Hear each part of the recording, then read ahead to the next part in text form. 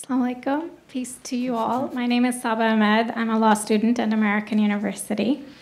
I am here to ask you a simple question. I know that we portray Islam and all Muslims as bad, but there's 1.8 billion Muslim followers of Islam. We have 8 million plus Muslim Americans in this country, and I don't see them represented here. But my question is, how can we fight an ideological war with weapons? How can we ever end this war? The jihadist ideology that you talk about, it's an ideology. How can you ever win this thing if you don't address it ideologically? Frank? Well, I'm glad to see you're representing Muslims in this company. I don't want to speak for anybody else but myself, but I think I can say safely that there isn't anybody on this panel who thinks that all Muslims are the problem. Right. I certainly don't. What we have been trying to help people understand is the ideology, to use your term, the doctrine, if you will, the program, agenda. I don't know what the best way to describe Sharia is, but that's the default line, I think, between Muslims who are decidedly the problem because they believe it is Allah's will, God's will, to impose that program on everybody else, Muslim and non-Muslim alike, on the one hand. And on the other hand, you have lots of Muslims who don't follow that program, may not even know what it's about, don't speak Arabic, aren't imbued with the traditions of the faith as out of Saudi Arabia, for example. And they are not necessarily the problem, at least not yet. But what makes these policy things so important, it seems to me, and why it is imperative that we understand it, is not just that we don't know that we're fighting an ideological war against people who are absolutely convinced of the supremacy of their ideology, but because, as a practical matter, we're engaged in a situation that is becoming vastly worse, in part because we keep embracing people who are imbued with that ideology. This is why I come back to this idea of legitimating and engaging and funding and arming the Muslim Brotherhood.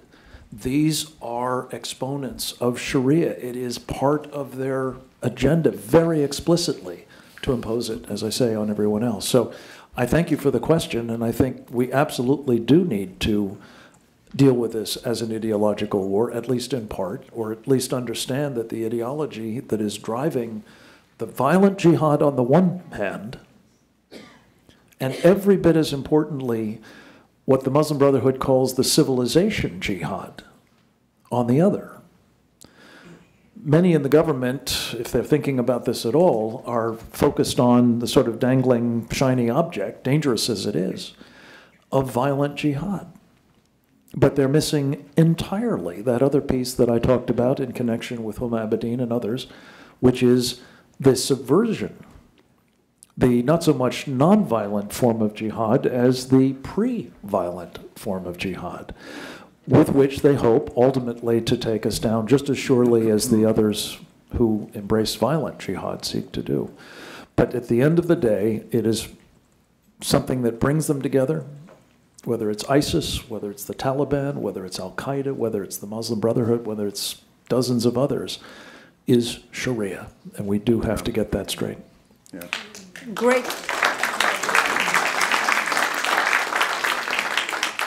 Great question. I am so glad you're here, and I am so glad you brought that up because it gives us an opportunity to answer.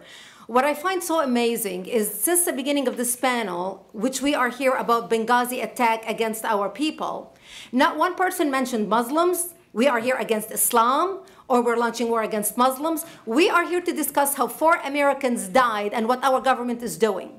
We were not here to bash Muslims. You were the one who brought up the issue about most Muslims, not us. And since you brought it up, allow me to elaborate with my answer. There are 1.2 billion Muslims in the world today. Of course, not all of them are radicals. The majority of them are peaceful people.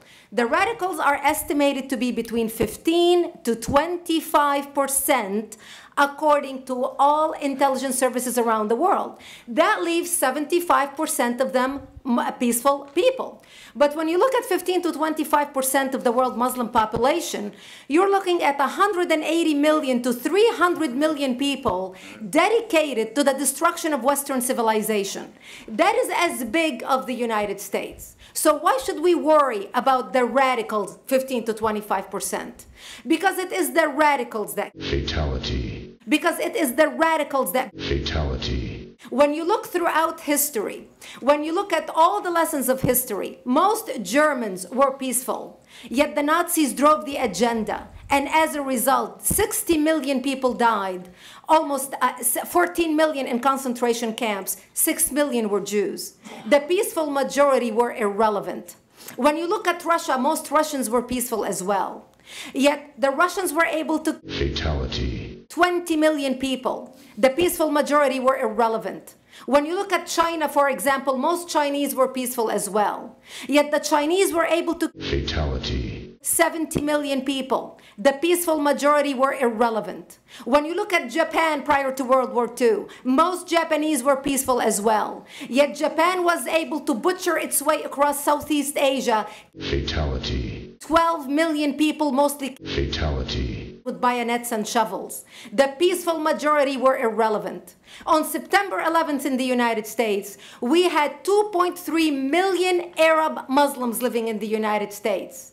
It took 19 hijackers, 19 radicals to bring America down to its knees, destroy the World Trade Center, attack the Pentagon, Fatality. almost 3,000 Americans that day. The peaceful majority were irrelevant. So for all our powers of reasons and us talking about moderate and peaceful Muslims, I'm glad you're here. But where are the others speaking out? And since you are the only Muslim representative,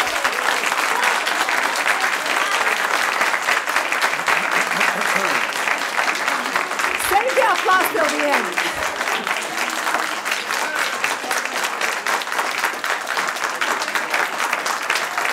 Thank you. Thank you. And since you're the only Muslim representative in here, you took the limelight instead of speaking about why our government, and I assume, are you an American? You're an American citizen. So as an American citizen, you sat in this room and instead of standing up and saying a question or asking something about our 4 Americans that died and what our government is doing to correct the problem, you stood there to make a point about peaceful, moderate Muslims. I wish you brought 10 with you to question about how we can hold our government responsible. It is time we take political correctness and throw it in the garbage where it belongs and stop calling it fair.